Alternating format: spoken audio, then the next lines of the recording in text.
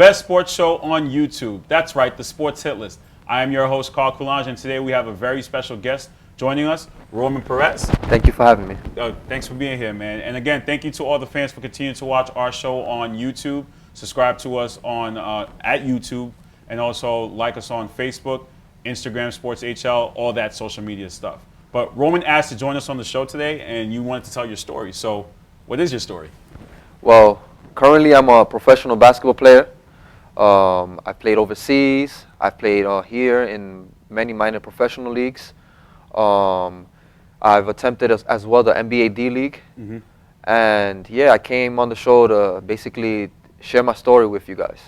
Well, as you just mentioned, you played in the NBA D League. You played in Europe. You played all overseas. You played here. What's the experience like in playing in all these multiple different places in professional basketball? You know, the experience for me is amazing because as a kid, I didn't know I was going to play in all these places. Mm-hmm. You know, you envision that you're going to play in these places as a kid, you know, as a dreamer. But now as an adult, you know, it's just shocking because, you know, I've been in places where I've never imagined I would have been in. So, how'd you start playing basketball? What was the inspiration to pick up a basketball to start playing? I mean, you know, in my neighborhood in Brooklyn and Williamsburg, you know, all the kids like basketball. You know, baseball, the other sports wasn't really a sport that other kids liked, but, you know, basketball was a sport that, you know, everybody liked in the neighborhood. My parents never let me go outside in the streets, so instead I would just play basketball video games and just basketball cards, be a basketball card collector. Mm-hmm. But I started playing basketball seriously when I was like 16, 17 years old. So I missed all my middle school and all my high school chances of playing. You know, I've tried out for the teams, but since I never practiced, I always got cut. Right. So you never played in middle school, high school. It's more when you got out of that, then you really started playing, focusing more. Yeah, I started focusing more after high school. So looking at your pro resume, like I said, playing overseas, what is that like? Can you tell us a little bit more about playing overseas and some of the cities that you've played in? Well, I've played in certain parks in Latin America, and I also played in Europe as well. My country, mostly, Dominican Republic. And I can say that it's different, you know, being in a different country, you know, the people show so much love. I mean, don't get me wrong, they show much love here in the United States, but the love that you get out there as a foreigner is unique and, you know, it's rare compared to the love that we get here in New York City. Mm-hmm. You know, New York City, we hear grinding and working out hard to get over there. And, you know, when we get over there, it's like all the hard work that you worked here, you know, you share it over there, and the people is amazing. That's what makes the difference between, you know, New York or United States and overseas basketball. People love you more. The people, exactly. The people show much love. Now, here's a question. A lot of people have that, fans would say, when they hear a player going overseas, oh, well, the competition over there is a lot easier than it is over here. So what can you say to that, to the fans or the critics who think the competition level, you would say, compared to playing New York ball or ball in the U.S., to overseas? How's the competition? Is it as easy as people think it is? I mean, for example, like Stephon Marbury, he's playing in China, right? So a lot of people say, well, he could score 50 in China, but he can't score it here. You know, You see what I'm saying? I mean, it's easier, of course. You know, the United States, we have the skill. You know, we have the equipment, we have the machinery to improve, to get better. We have the coaches, we have the knowledge. Mm-hmm. I'm not saying that overseas they don't have the same as us, but as far as playing, as far as the experience that I've been through, you know, the level, of course, is lower than here in the United States. But what players got to understand is that usually when you play overseas, it's usually one American or two Americans per team. Okay. Yeah. So it's totally different. Here you playing with, like me, I played minor professional here, 12 to 15 man roster.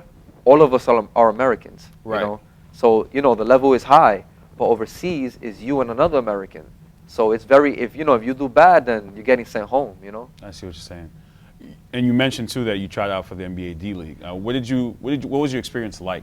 What did they tell you? Did they have any words of advice in terms of how to make it professionally? Was it like, how was that D League tryouts? Yes. In 2011 and 2013, I was blessed and grateful enough to been invited to a couple of tryouts for the NBA D League. Mm-hmm. The first one was for the Erie Bayhawks. They're affiliated with the New York Knicks. You know, I participated in it. I worked hard that month before. It was September. Mm-hmm. 2011. I worked really hard for it, trained 4 to 5 hours daily. You know, whenever I get a chance to shoot, I will go shoot. And I went to the tryouts, and you know, I did really good, but I didn't show my strength, which is shooting. Mm-hmm. But there was about 85 participants, and you know, they had a scrimmage with like the 10 best participants from the tryout.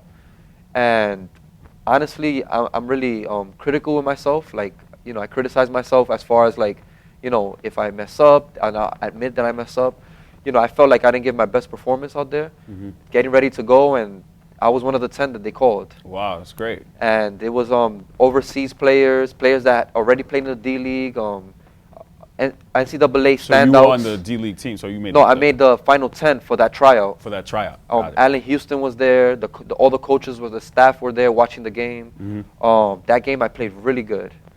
I believe the game was 36-34. We only played one half. We lost by 2 points, and I had like 16 points, like 4 assists. Mm-hmm. And right when the game finished, Allen Houston came up to me, and he said, "Oh," the first thing he said, "Good job. What school do you play for?" You know, my last school was New York City Tech, a Division III school. All right, right. So what I got from that was, hey, this business is politics, you know, in that sense, where if you didn't play D1 or you didn't play in a top league overseas, then your chances of making a D League team is going to be very, you know, Very low. slim, yeah. But yeah, they submitted my name to the D League draft that winter. Unfortunately, I didn't get picked.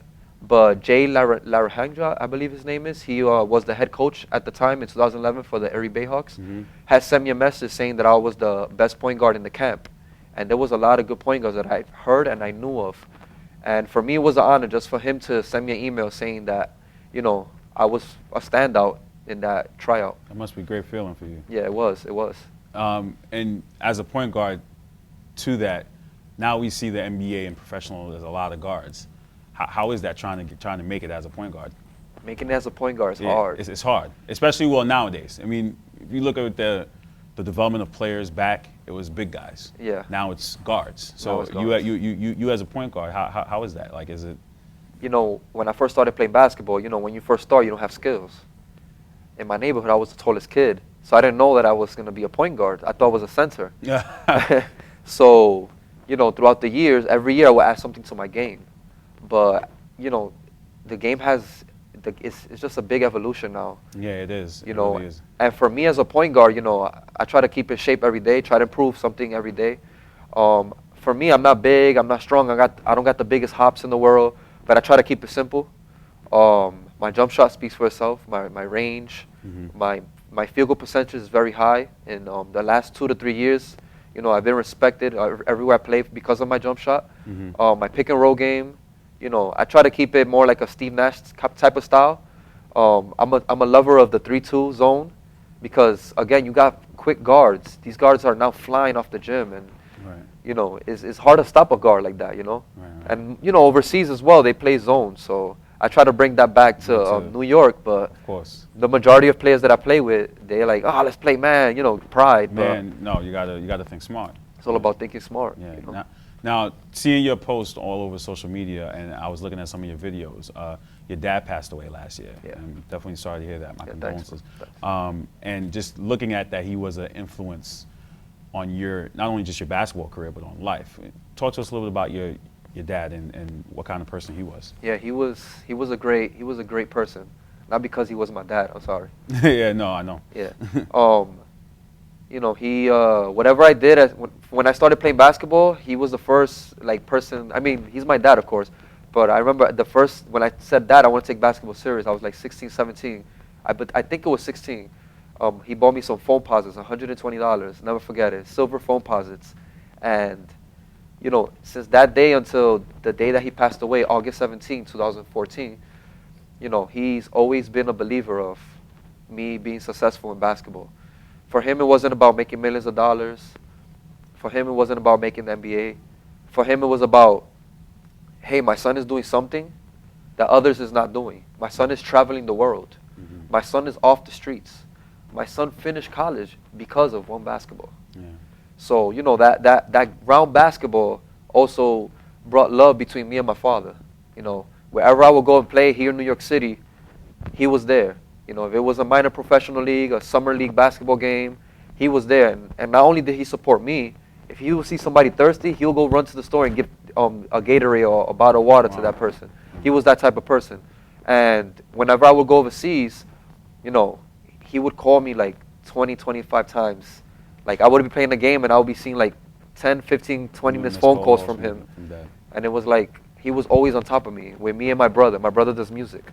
And he always believed, no matter what anybody, no matter what the family said, no matter what the neighborhood said, no matter who talked bad about us, he was always fight, just fight, keep following your dreams. And the day before he passed away, you know, he was like talking to me and my brother. He was like, whatever happens to him, you know, even though he had faith that he was gonna survive. He was sick? Yeah, he was sick. Oh, okay. A problem in the liver. Oh. His liver expanded. Oh. So, you know, we didn't know. The doctors told us, you know, just he has a couple of months to live, and he was fine, just like me and you. It's just things of life. Yeah. But yeah, he just told me and my brother to, no matter what happens, keep on going. Keep on going. Just remember all the advices I gave you. You know, I appreciate him, and I also appreciate my mother. She's alive. You know, my mother has been a big influence and support in my life, as well as my wife. Right. You know, I've got married with my wife, and she's been since day one. She met me as a basketball player, and still today I'm a basketball player. And you know. So, are those? Would you say those are the other two? Your mom and your wife are the other two support systems that? Who else has influenced, or any coaches, anybody else that you would say besides your dad that's been an influence? Yeah, on you? my mom, my wife, my younger brother, my daughter. Even though she's 6 years old, Of course. she want to watch my videos online, and she's playing basketball now. Start them young. Start them young. Definitely, you never know, right? She says, "You're NBA, I'm WNBA." So you know. Of course, but definitely. I had a lot of coaches. I have a list. I'm just quickly Coach Tippy, Babito Garcia, Sean Kennedy, Elvis, you know, Robert Santos. Now these are all in your professional. These are all trainers before professional. AAU too. AAU. These are all guys that believed in me. You know, and sorry if I didn't mention other names, but you know, I can mention Antonio Gill, Nacho Martin, Bang Lee. I can go all over. Right. You know, so many people throughout my career supporting me, because I'll be that kid when people's playing 5-on-5, doing dribbling drills and push-ups on the side, and they'll be like, "What he's doing?" But then people that really knew was like, he's working to get better. Yeah, definitely. So, so how does the contracting as a professional player? Are you always a free agent? How does the contracting work for a professional player? And I also know you play with the New York team locally now too, right? Yes. What team? I play currently for the American Professional Basketball League. Okay. Also, Brian Graham, the commissioner. Big shout out to him, because Brian Graham is great. He's been supporting me since day one. He met my father. The name of the team is the New York City Black Eagles. Okay. So you play with that team all year round? Yeah, we play. It's like an NBA season. Okay, it's so from NBA November to April. In November to April, and that's contracted, that you get contracted, or is it something you just play pickup? It's not pickup. It's actually a real professional league. Minor professional league. Okay. Some teams in the it's the East Coast. The American Professional Basketball League is teams from Maryland, teams from Washington, New York City, depending on the support, and depending on also the neighborhood, and you know, whatever town you're playing in, the funds, then that certain team gets the money. You know what I mean? Like the teams from Maryland, where they don't have an NBA team, they have a lot of support. You know, have a lot of support, right? Here in New York, unfortunately, we have basketball all over. So it's a lot of. So I see what you're saying. So now with that coming to an end soon, is this where you would look for something to play overseas, like a contract to play overseas, or is it? I mean, there's certain players that use the APBL and, you know, other leagues like the ABA, EBA to build their resume, to get video, so that during the season or even after the season, to maybe obtain a contract overseas. Maybe me, an agent that can help them play overseas. As far as for me, like I play professionally 7 seasons in my country, Dominican Republic. I'm a native there. My parents are from Haiti, so we're like. Oh, for real? Yeah. So we're brothers. We brothers. We're right there. You can put your foot in DR and your foot in Haiti. That's it. You can go like this, and I can go like this. That's it. But yeah. So for me, I have an agent in Dominican Republic that represents me. I also have an agent in Europe. He basically is the one that helps me with like the tours or short period times in Europe. Right now, my main focus is traveling the world. Oh yeah, of course. You know, Without question. even if it's a tournament, a tour, as long as it's professional level, you know, I'm definitely down to any opportunity that opens up. I want to leave this game and say that hey, I traveled the world because of one round basketball. Yeah.